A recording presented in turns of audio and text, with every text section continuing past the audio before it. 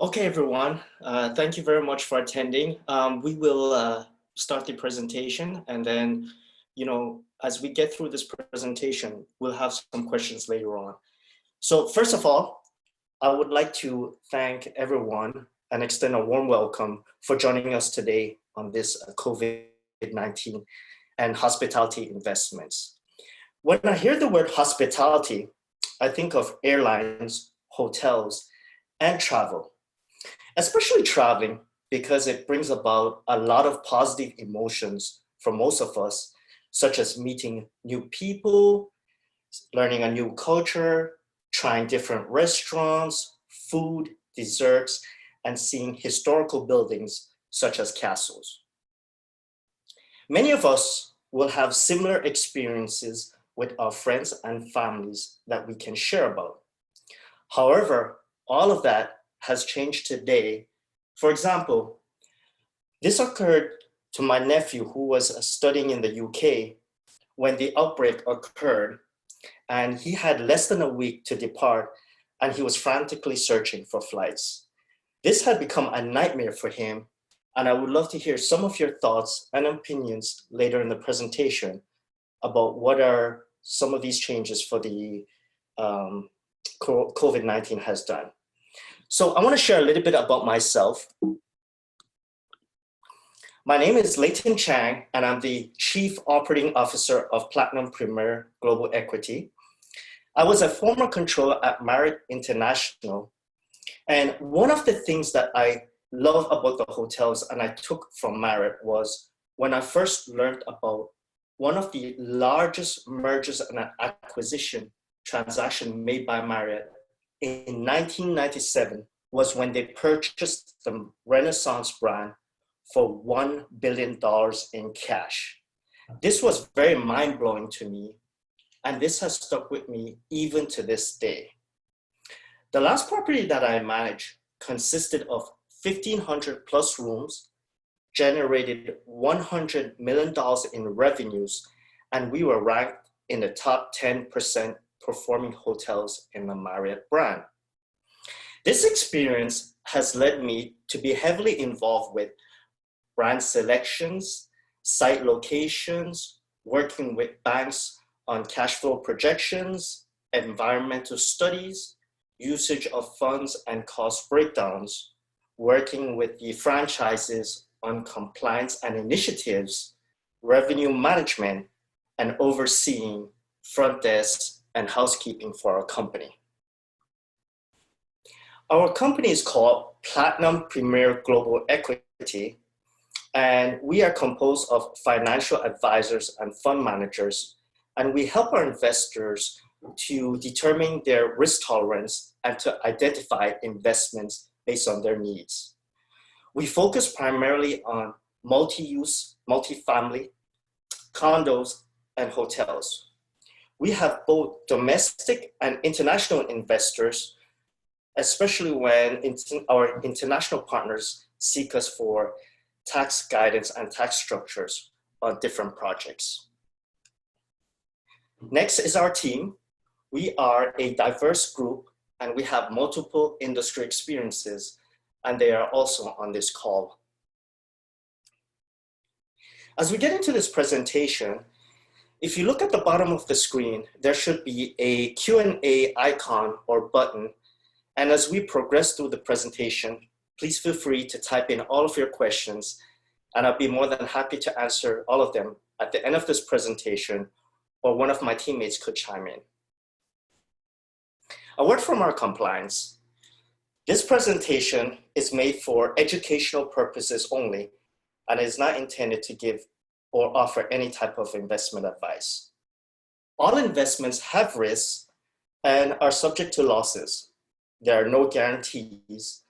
And whether you decide to invest on your own through extensive market research, it is always recommended that you always consult your professional advisor before continuing to move forward with any type of investment. So some of the questions that are on people's minds are, what about my dream vacation? Can I still go to Hawaii, Europe, the Caribbean, or any of the beach destinations? Are masks and gloves going to be the next clothing fashion? And will I have to fight the person next to me to grab the last pack of toilet tissue, gloves, or masks? The airlines and the hotels, what is their current situation? And how have they responded and reacted to this pandemic? What will be some of the possible future trends? And where will the investment opportunities be? I'm reminded by this quote: where there is crisis, there is opportunities. For the airlines, they have been significantly impacted by the COVID-19. And according to the Global Health Advisory on March 31st of 2020, they issued a level 4 alert warning. And by looking at this graph, in the year 2019, we can see that the number of travelers range anywhere from 2 million to 2.6 million per day. Compared to March 15 of 2020 this year, we had a total number of 1.6 million travelers that fell all the way to the 0 mark. United CEO, he was quoted saying he expects fewer people to fly in the entire month of May 2020 than a single day in May 2019. This large decrease in flying has made and caused the airlines to adjust and change by waiving fees, cutting flight schedules, and parking a significant portion of their fleets. They have also extended their airline statuses through January of 2022. And in order to support the fight against the COVID-19, airlines have been offering free flights to medical volunteers. And airlines such as JetBlue is the first airline requesting their passengers to wear masks. Southwest also has started selling fewer seats to allow for social distancing. So for March of this year, we were supposed to be scheduled flying to Singapore to meet with one of our institutional partners. And the flying time is anywhere from 20 to 22 hours. Personally, I don't like this flying time at all. I would like to hear some of your thoughts now for our first poll question. So assuming stay-at-home restrictions are lifted, how long will it take for you all to be comfortable with flying again?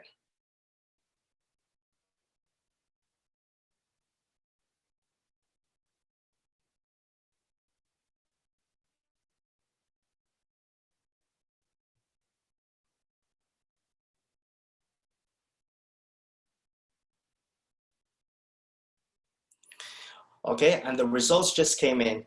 So the majority vote is 2 to 3 months. I'm actually surprised because personally, if I could leave tomorrow, I'll probably leave tomorrow. It's been a very long time. Hotels. Hotels, similar to the airlines, has also faced many challenges. For example, occupancy fell by 68.5%. And a good occupancy rate for most hotels is anywhere from 60 to 70%. And anything above 70% means that there is not enough supply in the market. So to put this into perspective, an average full-service Marriott will have 300 plus rooms, and a good occupancy rate of 60% would equal to 180 rooms. But as of today, with these statistics, only 57.5 rooms are being sold. The average daily rate fell by 41.5%. The ADR is used by hotels to set price competitively in the market, and revenue per available room fell by 81.6%. Now, RevPAR is very important because it measures the performance of hotels, and it lets us know if our pricing is correct, whether it's too high, too low, and are we growing. The clientele, the growth of the clientele can be signified by attracting new clients, or are we retaining existing clients? Now, Smith Travel and Research had stated as of April 15, nearly 8 out of 10 hotel rooms were empty across the country. And this has translated directly into significant job losses. Oxford Economics at the end of March 2020 had reported that there were 8.3 million jobs related to hotels, and this had resulted in a direct loss of 3.7 million. If we take a look at the graph below, we can see that there is a similar pattern or correlation between the occupancy with the jobs loss.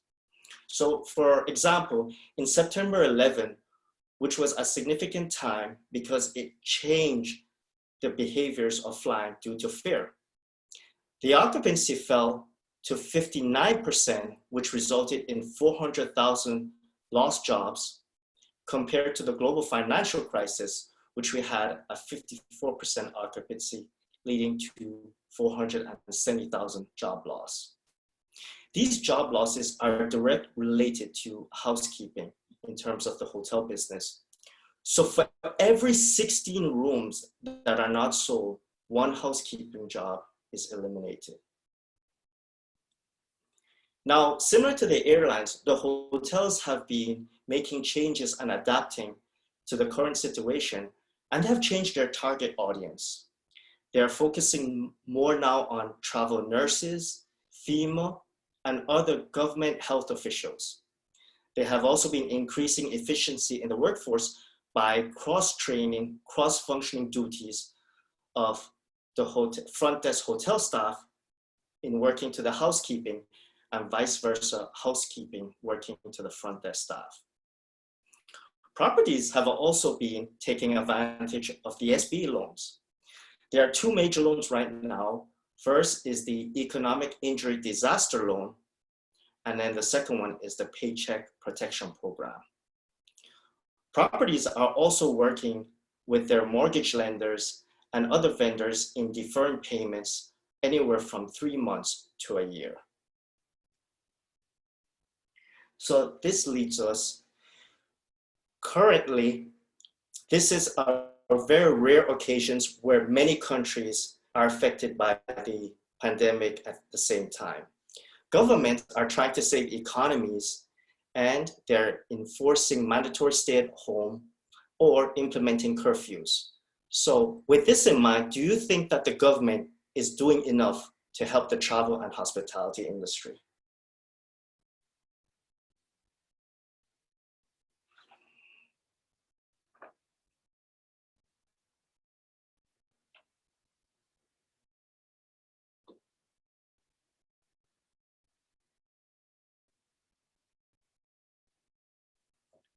Okay, and the polls came in and they are admitting that the government has done enough jobs.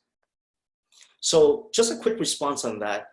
The first 2 rounds of money have already been completely exhausted, and there have been much news about where the funds have been going to, such as, I was very surprised when I found out the Lakers got $4.6 million, considering they are not a small business.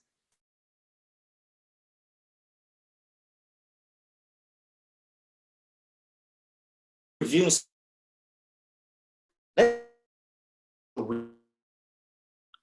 for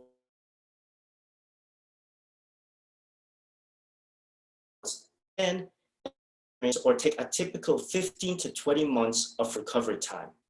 And by looking at some of the past recessions, such as SARS, September 11, the global financial crisis bubble, we can see that there is a steady increase. And as we approach between the 6 to 9 months, we can see that the hotel occupancy has started going to the positive side.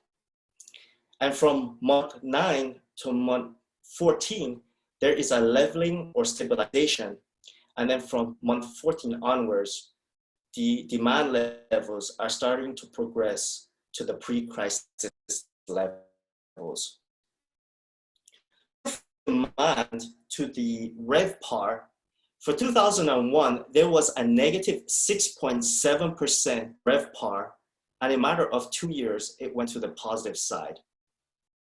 And in 2009, there was a double-digit negative 16.7%, and the following year, it increased to a positive 5.4%. Now, for the forecast of 2020, we're expecting a negative 46% in RevPAR, and the following year, we're expecting to see a spike in the RevPAR heading all the way to 58%. Now, another good model to follow is China.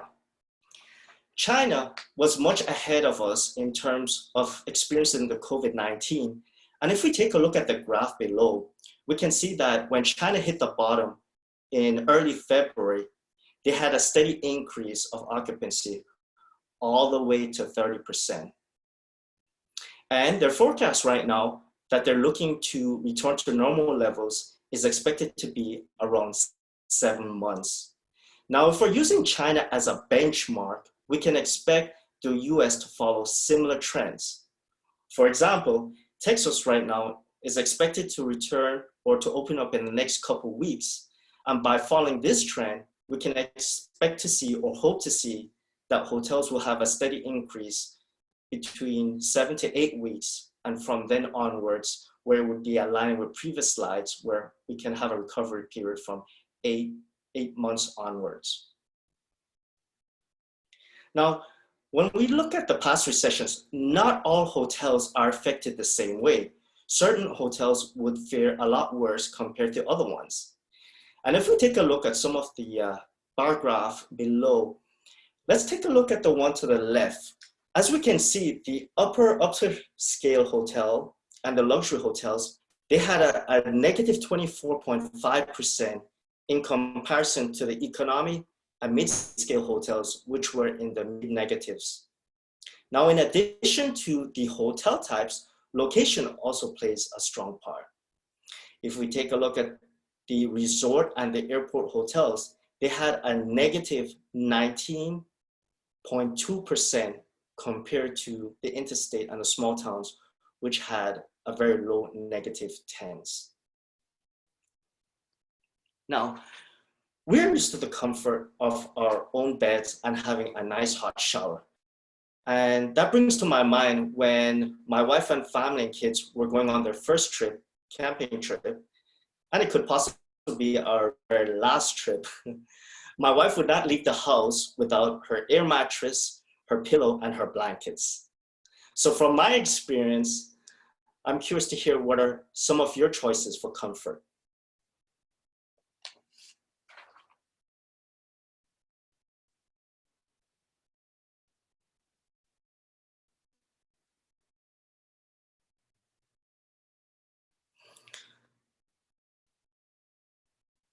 Okay, so the results are most people were staying at the upper scale, and this was pre-COVID. Now, with the current economic climate, would you be considering changing your preferred hotel type?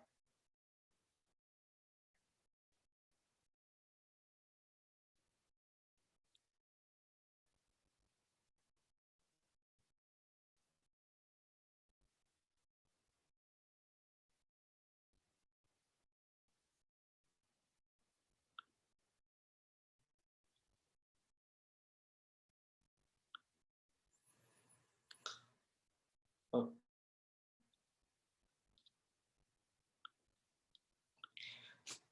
okay, so considering consumer behaviors, there has been a change due to the airlines and the hotels. So what can we expect for consumer spending in terms of going forward for possible future travel trends? So previously, my wife and family were planning to visit my in-laws for their summer vacation, but borders have been closed now to Canada. And because of this, we speculate that all international traveling will be at a slowdown and there will be more domestic and shorter trips. During the mandatory stay at home, many people were taking walks in the parks, fishing, and we expect to continue to see this trend, especially more going to hiking and then also going to the beaches. Road trips.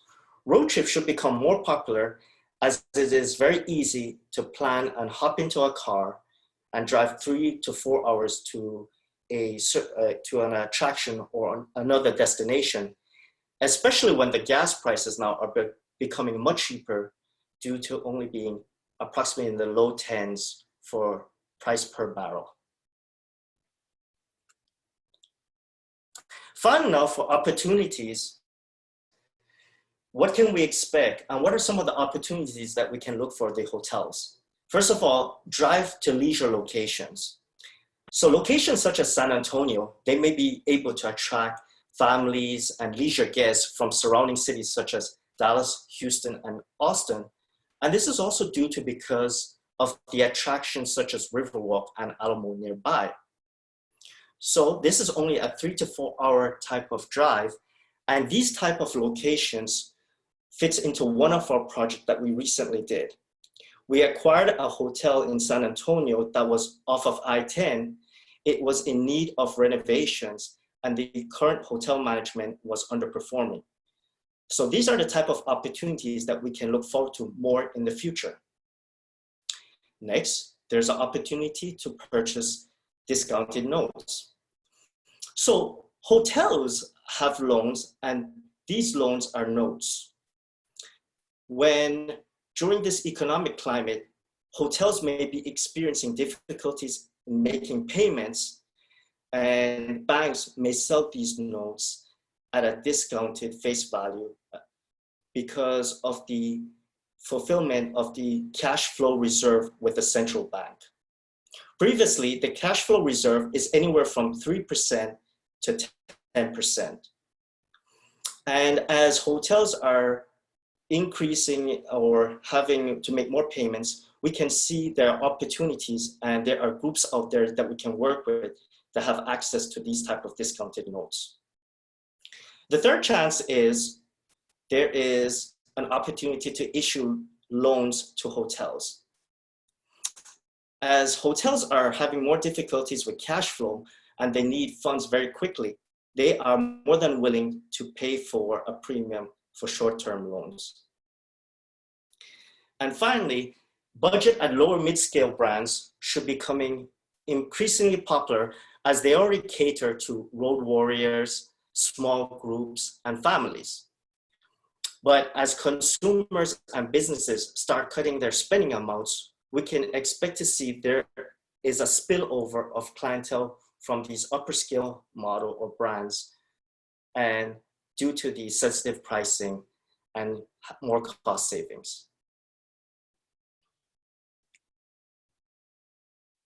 I just want to thank everyone for participating and attending. At this time, I would like to open up the chat box for any questions that you may have all typed, and then please continue to do so.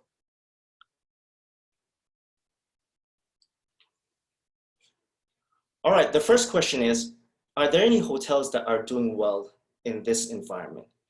Yes, there is. Hotels that are catering to essential markets, they are still performing. And one example of this is in Texas. Construction workers are considered essential to the business, and hotels that cater this are still doing and still having guests and clientele. Next question is, since this crisis is much deeper and wider than the global financial crisis or SARS, will it take hotels longer than 20 minutes to recovery time? So, good question here. Typically, hotels take 15 to 20 months of recovery time, but we had a very good example of China, which they recovered in approximately 7 to 8 weeks. And then from there on, they were expecting anywhere from 8 months onwards. So it is a good indicator based on current data, but there is still the possibility that if government decides to do another shutdown, that it could hinder or prolong the time. All right, next question. If we experience waves in the pandemic where we reopen and have to close again at the end of the year, will hotels be able to respond to this? And will it do a more long-term damage? Well, it depends. So hotels that have maintained a strong cash flow and staffing and are flexible, they will weather the storm much more better than other hotels. And also, again, I think the most important thing is the different type of hotel types and the location. those hotels that focus more on businesses will tend to do more better than hotels that are more geared to leisure markets. Next question is, the luxury declining by 24% and the economy going down by 16%, it doesn't seem like it's a big difference to me. Is this really significant? And which one recovers faster coming out of a recession? Well, luxury hotels and economy hotels, both of them are different types of products. So most luxury hotels, they have 200 plus rooms, they have restaurants, they have gift shop, and they have different revenue streams compared to an economy hotel, which is only roughly anywhere from 50 to 80 rooms, and they offer basic services. So in terms of recovery, the economy hotels will definitely recover much faster than luxury hotels, as people would be looking more for deals and are more price sensitive. Another question is, what are some of the drive to leisure locations you like? So personally, as a family, I think San Antonio is a very good location. And travelers all the way from Dallas, Houston, and Austin, they can support this. They can support the economy. And on top of that, it is a great destination for families. So personally, I like the San Antonio location. And another good location is Savannah, Georgia, which is close to Tampa, Miami, and Orlando. Next question here is, purchasing debt sounds expensive. How much does it usually cost to invest here, and how do I go about finding these opportunities? So these notes are offered by banks, and typically they are sold in portfolios. They are quite expensive and can reach or run into the tens of millions. And to look for some of these type of opportunities, there are groups out there, including our company, that have access to these type of investments or instruments.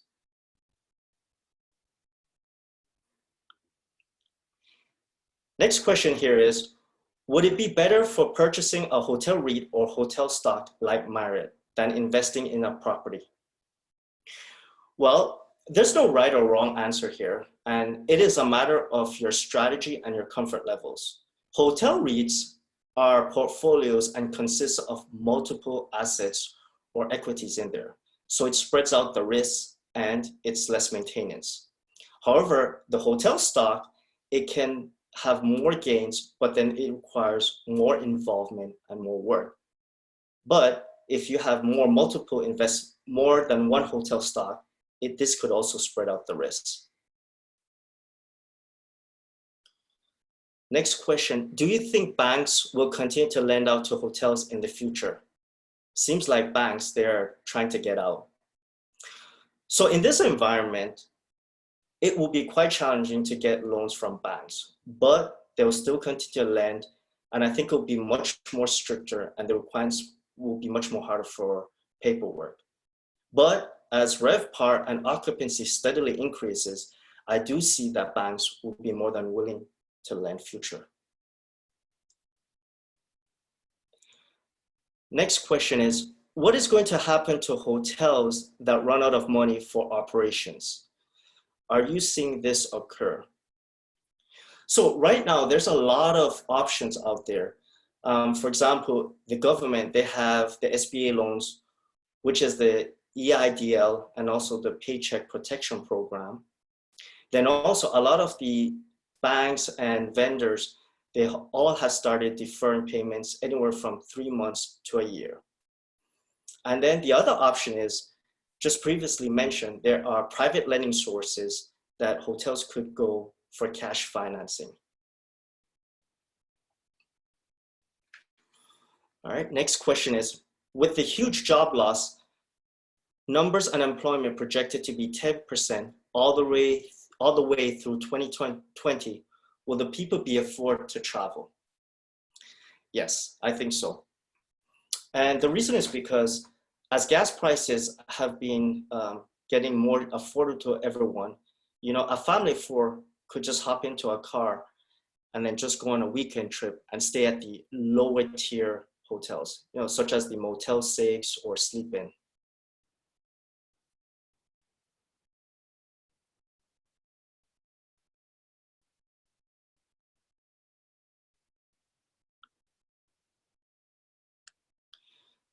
Okay, are there any more questions that we have?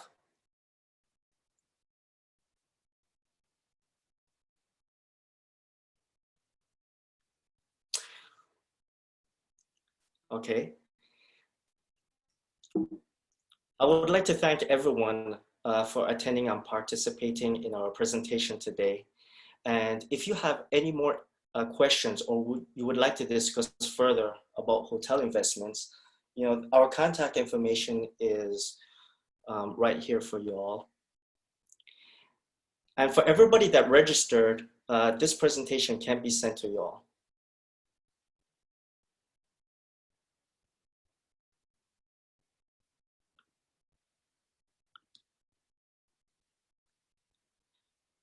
All right, thank you very much for everyone for attending.